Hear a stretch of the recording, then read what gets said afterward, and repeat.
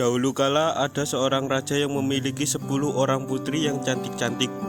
Sang raja dikenal sebagai raja yang bijaksana, tetapi ia terlalu sibuk dengan kepemimpinannya. Karena itu, ia tidak mampu untuk mendidik anak-anaknya. Istri sang raja sudah meninggal ketika melahirkan anaknya yang bungsu, sehingga anak sang raja diasuh oleh inang pengasuh.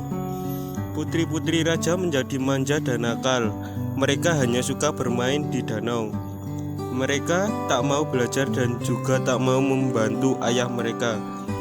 Pertengkaran sering terjadi di antara mereka. Ke-10 putri itu dinamai dengan nama-nama warna.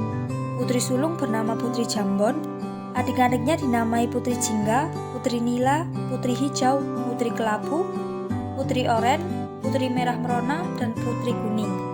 Baju yang mereka pakai pun berwarna sama dengan nama mereka. Dengan begitu, sang raja yang sudah tua dapat mengenali mereka dari jauh, meskipun kecantikan mereka hampir sama. Si bungsu Putri Kuning sedikit berbeda. Ia tak terlihat manja dan nakal, sebaliknya ia selalu riang dan tersenyum ramah kepada siapapun. Ia lebih suka berpergian dengan inang pengasuh daripada dengan kakak-kakaknya. Pada suatu hari, raja hendak pergi jauh. Ia mengumpulkan semua putri-putrinya. Aku hendak pergi jauh dan lama. Oleh-oleh apakah yang kalian inginkan? Tanya raja. Aku ingin perhiasan yang mahal, kata Putri Jambon. Aku mau kain sutra yang berkilau-kilau, kata Putri Jingga. 9 anak raja meminta hadiah yang mahal-mahal pada ayahanda mereka. Lain halnya dengan Putri Kuning. Ia berpikir sejenak, lalu memegang lengan ayahnya. Ayah, aku hanya ingin ayah kembali dengan selamat, katanya. Kakak-kakaknya tertawa dan mencemoohnya. Anakku, sungguh baik perkataanmu. Tentu saja aku akan kembali dengan selamat dan kubawakan hadiah indah buatmu, kata sang raja. Tak lama kemudian, raja pun pergi. Selama sang raja pergi, para putri semakin nakal dan malas. Mereka sering membentak inang pengasuh dan menyuruh pelayan agar menuruti mereka. Karena sibuk menuruti permintaan para putri yang rewel itu, pelayan tak sempat membersihkan taman istana. Putri Kuning sangat sedih melihatnya karena taman adalah tempat kesayangan ayahnya. Tanpa ragu, Putri Kuning mengambil sapu dan mulai membersihkan taman itu. Daun-daun kering dirontokkannya, rumput liar dicabutnya, dan dahan-dahan pohon dipangkasnya sehingga rapi. Semula inang pengasuh melarangnya, namun Putri Kuning tetap berkeras mengerjakannya. Kakak-kakak Putri Kuning yang melihat adiknya menyapu tertawa keras-keras.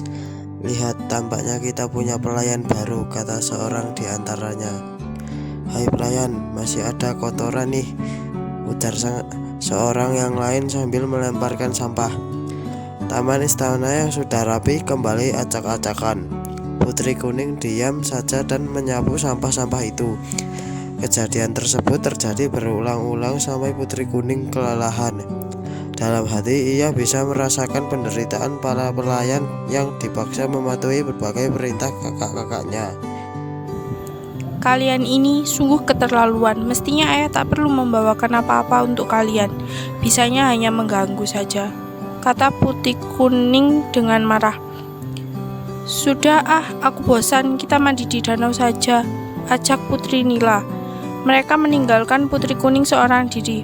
Begitulah yang terjadi setiap hari sampai ayah mereka pulang. Ketika sang raja tiba di istana, ke-9 putrinya masih bermain di danau, sementara Putri Kuning sedang merangkai bunga di teras istana. Mengetahui hal itu, raja menjadi sangat sedih. Anakku yang rajin dan baik budi, ayahmu tak mampu memberi apa-apa selain kalung batu hijau ini. Bukannya warna kuning kesukaanmu? Kata sang raja. Raja memang sudah mencari-cari kalung batu kuning di berbagai negeri, namun benda itu tak pernah ditemukannya. Sudahlah ayah, tak mengapa, batu hijau pun cantik. Lihat, serasi benar dengan bajuku yang berwarna kuning, kata Putri Kuning dengan sangat lembut. Yang penting ayah sudah kembali. Akan kubuatkan teh hangat untuk ayah, ucapnya lagi. Ketika Putri Kuning sedang membuat teh, kakak-kakaknya berdatangan. Mereka ribut mencari hadiah dan saling memamerkannya. Tak ada yang ingat pada Putri Kuning, apalagi menanyakan hadiahnya. Keesokan hari, Putri Hijau melihat Putri Kuning memakai kalung barunya. "Wahai adikku, bagus benar kalungmu.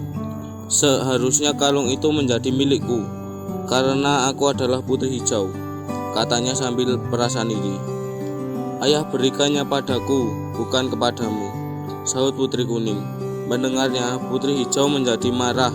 Ia segera mencari saudara-saudaranya dan menghasut mereka. "Kalung itu milikku, namun ia mengambilnya dari saku ayah. Kita harus mengejarinya berbuat baik," kata Putri Hijau. Mereka lalu sepakat untuk merampas kalung itu. Tak lama kemudian, Putri Kuning muncul. Kakak-kakaknya menangkapnya dan memukul kepalanya. Tak disangka, pukulan tersebut menyebabkan Putri Kuning meninggal.